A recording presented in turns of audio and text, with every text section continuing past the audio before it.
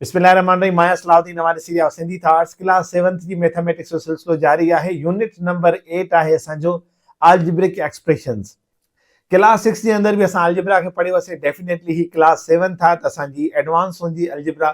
जेको अॼु जो क्लास आहे उन जे अंदर असां कुछ रिकॉलिंग पॉइंट्स पढ़ंदासीं जेके असां गुज़िरियल क्लासनि में पढ़ी आया आहियूं गुज़िरियल ईयर जे अंदर 6 जे अंदर। पर हिन क्लास 7th जे अंदर जेके पहिरियों कुछ पॉइंट्स आहिनि, कुछ रिकॉलिंग पॉइंट्स आहिनि जंहिंजे अंदर पॉलिनोमियल्स आहिनि, बायनोमियल्स, मोनोमियल्स, इहे असां स्टडी कंदासीं हिन में। उन खां बाद में कुछ अहम शयूं जेके इंट्रो जे अंदर रिकॉल जे अंदर अचनि थियूं उहे ॾिसंदासीं हिन वीडियो में। उन खां बाद में क्लास 7th जे अंदर जेका अलजेब्रा आहे डेफिनेटली ॾाढी इंटरेस्टिंग आहे। उन में फार्मूलाज़ आहिनि, ऑपरेशंस आहिनि, सो खोड़ सारी शयूं पढ़ंदासीं। अचो त स्टार्ट कयूं था पंहिंजे अॼु जी क्लास खे। अलजेब्रिक एक्सप्रेशन अलजेब्रा जो हिस्सो आहे। अलजेब्रा पढ़ूं था त असांखे अलजेब्रा जी बुनियादी तौर ख़बर हुजे त algebra is a branch of mathematics. Algebra math जी हिकु ब्रांच आहे that deals with the variable, constant and arithmetic operations. त अलजेब्रा जे अंदर असां पढ़ियो आहे अॻ में बि त वेरिएबल्स हूंदा आहिनि, कांस्टेंट हूंदा आहिनि एंड अर्थमेटिक ऑपरेशंस हूंदियूं आहिनि जंहिंमें असां प्लस माइनस मल्टीप्लाई डिवीजन कंदा आहियूं। उहे सभु हिन में थींदा आहिनि। पर हिन में नवाण कहिड़ी आहे, हिन में वेरिएबल्स हूंदा आहिनि, हिन में कांस्टेंट हूंदा आहिनि। हाणे हिन जा जेके नंबरनि जी जॻह ते वेरिएबल इस्तेमालु कयो वेंदो आहे, जिन नंबरनि जी असांखे ख़बर न हूंदी आहे हुन में हिनखे सपोज़ कयो वेंदो आहे। सो अलजेब्रा ॾाढो इंट्रेस्टिंग टॉपिक आहे जंहिंजे अंदर खोड़ सारी शयूं असां पढ़ंदा आहियूं। सो असांजे साम्हूं हुई अलजेब्रा जी डेफिनेशन। हुन खां पोइ अचे थो N algebraic expression is the combination of variables. हाणे जॾहिं असां ॻाल्हि कयूं था अलजेब्रा जी त हुन में वेरिएबल ऐं कांस्टेंट्स हूंदा आहिनि, हुन में ऑपरेशंस थींदियूं आहिनि अर्थमेटिकली। त हाणे जॾहिं अलजेब्रिक एक्सप्रेशन जो मतिलबु छा आहे? अलजेब्राई इज़हार। यानी अलजेब्रा जॾहिं बि इज़हार कंदी त डेफिनेटली उहा छा कंदी? कांस्टेंट्स हूंदा हुन में ऐं उन खां पोइ निशानियूं हूंदियूं, सिंबल्स हूंदा, हुन में ऑपरेशंस थींदियूं। सो छा थो चवे त algebraic expression is combination of variables and constants connected by signs of fundamental operations like plus minus division and multiplication. Algebra जो इज़हार छा सां थींदो? असांजे वेरिएबल सां थींदो, उनजे साइन सां थींदो। ठीकु आहे, जीअं कि एग्ज़ाम्पल ॾिनल आहे असांखे ए में 2x + 3y, इहो अलजेब्रिक एक्सप्रेशन जो हिकिड़ो क़िस्म आहे। यानी अलजेब्रा इज़हार, यानी अलजेब्रा इज़हार कीअं कंदी, एक्सप्रेस कीअं कंदी, एक्सप्रेशन कीअं ठाहींदी पंहिंजो इन्हनि वेरिएबल ऐं साइन सां ठाहींदी। हाणे बी आहे 2x² + 5y² + 3y। इहो बि अलजेब्रिक एक्सप्रेशन आहे। छाजे करे? त हिन जे अंदरि असांजा जेको आहे कोफिशिएंट आहिनि, वेरिएबल्स आहिनि, पावर्स आहिनि ऐं उन खां पोइ असां वटि हिन में सिंबल इस्तेमालु, ऑपरेशंस इस्तेमालु थियल आहिनि। सो असां हिनखे बि चवंदासीं अलजेब्रिक एक्सप्रेशन। सी आहे 5a डिवीजन b + 3c। हीअ बि असांजो अलजेब्रिक एक्सप्रेशन जो हिकिड़ो क़िस्म आहे। डी में असांखे एग्ज़ाम्पल मिलियल आहे 4a × n - 2q। इहे सभु जा सभु छा हुया? असांजा अलजेब्रिक एक्सप्रेशंस हुया। हाणे असांजी नेक्स्ट पॉइंट आहे कांस्टेंट। हाणे कांस्टेंट छा खे चइबो आहे? जेका शइ फिक्स हुजे, जंहिंजो वैल्यू चेंज न थिए, उनखे असां कांस्टेंट चवंदा आहियूं। हाणे कांस्टेंट छा हूंदो आहे? अकेलो हूंदो आहे। इहो कॾहिं बि वेरिएबल सां गॾु इस्तेमालु न थींदो आहे। जीअं मिसाल ते 3 आहे, 8 आहे, 12 आहे। हाणे इहे वेरिएबल सां इस्तेमालु न आहिनि थियल, अकेला नंबर आहिनि ऐं अकेले नंबर जो वैल्यू हमेशह कांस्टेंट हूंदो आहे, फिक्स हूंदो आहे, उनजो वैल्यू चेंज न आहे थींदो। जीअं तव्हांजे साम्हूं लिखियल आहे, define a constant is a symbol having a fix numerical value. हाणे इन जो जेको न्यूमेरिकल वैल्यू आहे इहो फिक्स हूंदो आहे, इहो चेंज न थींदो। असां उनखे छा चवंदा आहियूं? कांस्टेंट चवंदा आहियूं। ठीकु आहे। उन खां पोइ आहे रिकॉल।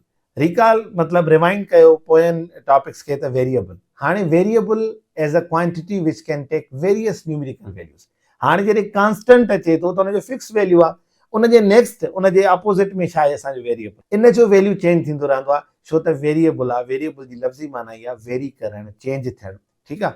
हाणे असांजी पॉइंट आहे वेरिएबल्स। हाणे वेरिएबल्स छा खे चइबो आहे? जेको वेरी करे। हाणे जीअं अगरि असां ॻाल्हि करियासीं कांस्टेंट जी, त कांस्टेंट छा आहे? असांजो फिक्स आहे, उनजो वैल्यू चेंज न थींदो ऐं उहो अकेलो ईंदो आहे। हाणे वेरिएबल जो मतिलबु आहे वेरी करणु, यानी चेंज थींदो रहणु। इन जो कोई बि नंबर फिक्स वैल्यू न ईंदो आहे, इन जे करे असां हिनखे वेरिएबल चऊं था। ऐं किथे किथे वेरिएबल्स खे इनडिटर्मिनेट्स बि चयो वेंदो आहे। ठीकु आहे। तव्हां गूगल कंदव या कंहिं किताबनि में वेरिएबल जी जॻह ते इनडिटर्मिनेट बि लिखियलु हूंदो आहे। हाणे चए थो these are represented by symbols or letters. असांखे ख़बर आहे त वेरिएबल हमेशह छा सां ईंदो आहे? लेटर्स सां ईंदो आहे। लेटर जी जॻह ते हिनखे इस्तेमालु कयो वेंदो आहे। मतिलबु ABC जा जेके स्मॉल लेटर्स आहिनि, कॾहिं बि वॾा मतिलबु कैपिटल लेटर्स हिन में इस्तेमालु न थींदा आहिनि। नंढी ABC जा अखर हिन में इस्तेमालु थींदा आहिनि वेरिएबल जे तौरु। सो असां हुनखे वेरिएबल चवंदा आहियूं। अच्छा, उन खां पोइ हिकिड़ो मिसाल ॾिए थो, for example x is the number of rupees in the pocket of a student. हाणे ॾिसो, असांखे का बि ख़बर न आहे त हिकिड़े शागिर्द जे खीसे में केतिरा पैसा पिया आहिनि, पॉकेट में केतिरा पैसा पिया आहिनि। हाणे इन खे ख़बर न हुजण वारे अंग खे असां एक्स रखंदासीं। हाणे एक्स जो वैल्यू कहिड़ो बि थी सघे थो, it can take values in rupees of 5, 10, 35, 50 etc। माना असांखे ख़बर न आहे न त हिनखे केतिरा पैसा हूंदा हिन जे पॉकेट में। सो असां हिते कोई बि वैल्यू पुट करे सघूं था, पर इहो कोई बि वैल्यू जेसिताईं असांखे ख़बर न आहे उते असां छा इस्तेमालु कयोसीं, वेरिएबल खे इस्तेमालु कयोसीं। हाणे अचे थी ॻाल्हि कोफिशिएंट्स जी। कोफिशिएंट छा खे चइबो आहे? Coefficient is the number multiplied by a variable or variables. Coefficient चवंदासीं उनखे जेको वेरिएबल्स सां या हिकिड़े वेरिएबल सां मल्टीप्लाई थियल हुजे। अचो, तव्हांजे साम्हूं आहे 3x। हाणे इन जे विच में कुझु बि न आहे, इन जो मतिलबु आहे त हिते असांजी मल्टीप्लाई आहे। ऐं माना वेरिएबल ऐं नंबर जे विच में जॾहिं का बि निशानी न हुजे, इन जो मतिलबु आहे त हिते मल्टीप्लिकेशन आहे। ठीकु आहे, छो त मल्टीप्लिकेशन खां अलावा असां सभु साइंस ॾींदा आहियूं। जॾहिं 3x आहे त हिते कोफिशिएंट छा आहे? 3 आहे। हाणे जीअं त हे चए पियो या त कंहिं वेरिएबल सां मल्टीप्लाई थियल हुजे या वेरिएबल सां। हाणे हिते ॾिसो, ॿ वेरिएबल्स आहिनि ऐं हिते हिकिड़ो 5 आहे, त हिते इन्हनि जो कोफिशिएंट छा थींदो? 5 थींदो। सो अहिड़े तरीक़े सां असां कांस्टेंट खे ॾिठोसीं ऐं वेरिएबल्स खे ॾिठोसीं ऐं कोफिशिएंट्स खे ॾिठोसीं। हाणे चए थो रिका literals is an unknown number represented by an alphabet. हाणे असांखे ख़बर आहे त जॾहिं बि असां अल्फाबेट या वेरिएबल उते इस्तेमालु कंदा आहियूं त हिन जो मतिलबु इहो हूंदो आहे त असांखे हुनजी वैल्यू जी ख़बर न हूंदी आहे। ऐं जंहिं शइ जे वैल्यू जी ख़बर न हुजे, अननोन नंबर हुजे, मतिलबु हुनजी का बि फिक्स असांखे कंफर्मेशन न हुजे, असां उनखे चवंदा आहियूं लिटरल नंबर्स। ठीकु आहे, इहो ज़हन में हुजे तव्हांखे त असां छा चवंदासीं? हुनखे लिटरल चवंदासीं, जंहिंजी असांखे कंफर्मेशन न हूंदी वैल्यू जी। ठीकु आहे, पढ़ूं था हिनखे। The letters are alphabets that we use to represent unknowns are called literal number. अहिड़ा अल्फाबेट या अहिड़ा अखर जंहिंजो असांखे वैल्यू ख़बर न हुजे, असां हुनखे लिटरल चवंदासीं। For example, area of a square can calculated by multiplying its side by side, i.e. area of a square a is equal to side by side or a is equal to s by s। हाणे simple आहे, चए थो करे कंहिं बि square जी area मालूम करण लाइ छा कंदा आहियूं? उहो साइड बाय साइड मल्टीप्लाई कंदा आहियूं। ठीकु आहे, मिसाल ए जो मतिलबु आहे एरिया, साइड बाय साइड यानी उन ॿ पासा असां पाण में ज़र्ब कंदा आहियूं त असांखे स्क्वायर जो वैल्यू ख़बर पइजी वेंदी आहे। हिननि आख़िर में बि न त a is equal to s multiply s। हाणे ॾिसो, हिते s, हिते बि s आहे, हिते a आहे। a जो मतिलबु आहे एरिया। हाणे एरिया केतिरी आहे? साइड बाय साइड, यानी असां हिनजी ॿई साइडियूं मल्टीप्लाई कंदासीं त असांखे ख़बर पइजंदी एरिया आहे कहिड़ी आहे। ठीकु आहे न, एरिया केतिरी आहे। पर हिते ॾिसो, हिते एस इस्तेमालु थियल आहे, मतिलबु हिनजो इहो आहे त असांखे कंहिं बि साइड जी ख़बर ई न आहे। हिते इहे लिटरल नंबर्स आहिनि, जो त असांखे हिन जे कंहिं वैल्यू जी एक्ज़ैक्ट ख़बर न आहे। असां मिसाल तौर ते सैम्पल खयां आहिनि, लेटर्स खयां आहिनि, त अहिड़नि नंबरनि खे असां, अननोन नंबर्स खे असां लिटरल चवंदासीं। हाणे चए थो पॉलिनोमियल। हाणे पॉलिनोमियल छा आहे? अलजेब्रा जे अंदरि जेके असां टर्म्स इस्तेमालु कंदा आहियूं, हिकु हुजे टर्म, ॿ हुजनि। टर्म छा खे चइबो आहे? जेको प्लस माइनस सां कनेक्टेड हुजे, हिकु हुजे, ॿ हुजे, टे हुजे, हुनखे असां पॉलिनोमियल चवंदा आहियूं। हाणे पॉलिनोमियल असां कंहिंखे चवंदासीं? जंहिंजो पावर नॉन नेगेटिव हुजे। ठीकु आहे, जीअं असांजे साम्हूं हिन में लिखियो वियो आहे त define polynomial is an algebraic expression in which the powers of variables are all whole numbers। Whole number में हुजे, ठीकु आहे, असां हुनखे पॉलिनोमियल चवंदासीं। ठीकु अचे थो। इन algebraic polynomial represent an algebraic expression containing a single term as well two more than two terms। हिकु हुजे या ॿ हुजनि या ॿिनि खां वधीक टर्म हुजनि, असां हुननि खे कलेक्टिवली पॉलिनोमियल्स चवंदासीं। हाणे अचे थी for a polynomial the exponents of variable must be whole numbers. जीअं असां पहिरीं ॻाल्हि करे आयासीं त उहे छा हुजनि? होल नंबर्स में हुजनि। साॻी ॻाल्हि हिते थो करे त होल नंबर में तव्हांजो वेरिएबल हूंदो त असां हुनखे पॉलिनोमियल कंटेन कंदासीं। जीअं for example 6, 7, 2x, 4x x square plus 5 आहे। ॿियो टर्म आहे y square plus 3। Next term आहे 3x plus 3x square plus x plus 2। हाणे ॾिसो, तव्हां हिननि सभिनी में तव्हां इहा शइ नोट कंदव त इन्हनि जा पावर होल नंबर्स में आहिनि, कोई बि नेगेटिव इन्हनि ते पावर न आहे आयल। इन जे करे असां हिननि खे छा चवंदासीं? इहे असांजा पॉलिनोमियल्स आहिनि। ठीकु आहे, but y plus 1 upon y। हाणे यादि रखी छॾियो त जॾहिं बि अपान में वेरिएबल हूंदो आहे न, उन जे मथां नेगेटिव 1 पावर हूंदो आहे। ठीकु आहे, हाणे जंहिंजे मथां नेगेटिव 1 अची वियो, हाणे असां छा चयोसीं त पॉलिनोमियल कहिड़ा हूंदा आहिनि? नॉन नेगेटिव नंबर हूंदा आहिनि, होल नंबर्स हूंदा आहिनि, उहे असांजा पॉलिनोमियल्स हूंदा आहिनि। हाणे जॾहिं बि नेगेटिव पावर अची वेंदो कंहिं बि वेरिएबल जे मथां, त असां हुनखे चवंदासीं नॉन पॉलिनोमियल्स। इहे पॉलिनोमियल न आहिनि। ईअं ई असांजो ॾिसो, अपान में y आहे, ऐं मां तव्हांखे छा चयूं त जॾहिं बि अपान में कोई वेरिएबल हूंदो आहे, उनजे मथां नेगेटिव 1 पावर हूंदो आहे। इन जो मतिलबु आहे त नॉन नेगेटिव असांजा पॉलिनोमियल हूंदा आहिनि। पर जेके नेगेटिव असांजा हूंदा आहिनि इंटीजर उनखे पावर में जी फॉर्म में मिलियल हूंदा आहिनि असां उन्हनि खे चवंदा आहियूं नॉन पॉलिनोमियल्स मीन्स हिते नेगेटिव में आहे पावर असांजो इहो नॉन पॉलिनोमियल आहे या नॉट पॉलिनोमियल्स आहे ठीकु आहे। हिते असांजे नेक्स्ट टर्म में बि तव्हां ॾिसो त असांजी एक्स इस्तेमालु थियल आहे अपॉन में आहे इन जो मतिलबु -1 पावर आहे। ईअं ई आहे असांजे साम्हूं त वाई उनजो पावर आहे 3/2 ऐं असांखे ख़बर आहे त अपॉन वारो पावर जॾहिं बि ईंदो आहे कोई त उहो नेगेटिव हूंदो आहे इन करे असां हिनखे चवंदासीं नॉट पॉलिनोमियल्स।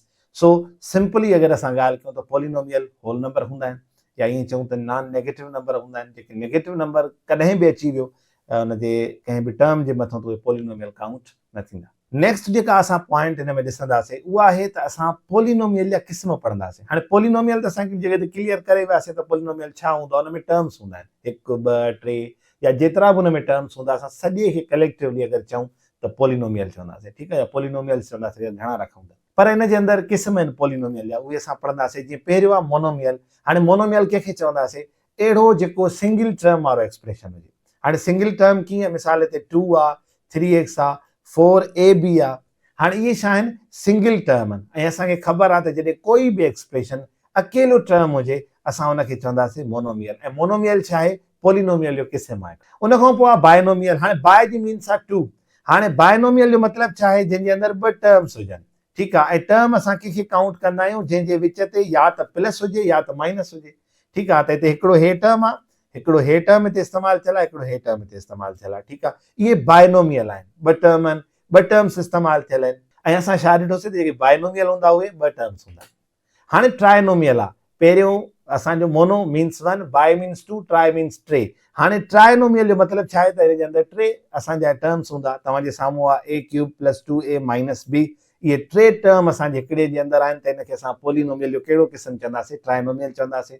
हे असांजो ॾिसो 2x + 3g + 4z इहो असांजो ट्राइनोमियल आहे। ही तव्हांजे साम्हूं ट्राइनोमियल जो हिकिड़ो एग्ज़ाम्पल लिखियो पियो आहे। इन जो मतिलबु आहे त असां अगरि अकेले तौरु सिंगल तौरु पॉलिनोमियल में अगरि कोई पुछे त कहिड़ो क़िस्म आहे असां टर्म्स खे ॾिसी करे असां ॿुधाईंदासीं त मोनोमियल आहे बायनोमियल आहे या ट्राइनोमियल आहे। हाणे तव्हांजे साम्हूं एग्ज़ाम्पल्स आहिनि पॉलिनोमियल्स जा। त हिकिड़ो हूंदो आहे मोनोमियल्स उन में नंबर ऑफ टर्म 1 हूंदो आहे। सम एग्ज़ाम्पल तव्हांजे साम्हूं 2 आहे x आहे 5x³ आहे त इहे असांजा जेको आहे सो मोनोमियल जा एग्ज़ाम्पल्स आहिनि। उन खां पोइ आहे बायनोमियल। बायनोमियल जे अंदरि घणा टर्म हूंदा आहिनि 2। ही तव्हांजे साम्हूं हिकिड़ो एग्ज़ाम्पल आहे। ट्राइनोमियल उन जे अंदरि 3 हूंदा आहिनि। हे तव्हांजे साम्हूं 3 टर्म्स सां हिकिड़ो एग्ज़ाम्पल असांजे साम्हूं आहे। सो अहिड़े तरीक़े सां असां हिन वीडियो जे अंदरि कुझु रिकॉलिंग्स कयूंसीं वेरिएबल खे कॉन्स्टेंट खे कोफिशिएंट खे। उन खां पोइ पॉलिनोमियल जी रिकॉलिंग कईसीं। इहे असांखे ऑपरेशन्स में ॾाढो कमु अचण वारा आहिनि। इहे तव्हांजे साम्हूं हिकिड़ी एक्टिविटी आहे। तव्हां ज़रूरु हिकिड़े पेज ते तव्हां हिनखे एक्टिविटी खे परफॉर्म कंदव। तव्हां उन खाने में टिक कंदव जंहिंजो ही टर्म आहे। मिसाल कीअं पॉलिनोमियल जे अंदरि ॾिसो हिते 3.4 आहे 3.4x आहे विच ते प्लस आहे त इहो कहिड़ो असांजो टर्म अचे थो इहो असांजो बायनोमियल जे अंदरि थो अचे ठीकु आहे। छाजे करे बायनोमियल जे अंदरि थो अचे विच ते प्लस आहे ऐं हे 2 असांजा टर्म्स आहिनि। अहिड़े तरीक़े सां हीअ आहे z² + 5z + 6 इहो तव्हां ॿुधाईंदव त इहो कहिड़े अंदरि टिक थींदो मोनोमियल आहे बायनोमियल आहे या ट्राइनोमियल आहे। हीअ एक्टिविटी तव्हां परफॉर्म कंदव।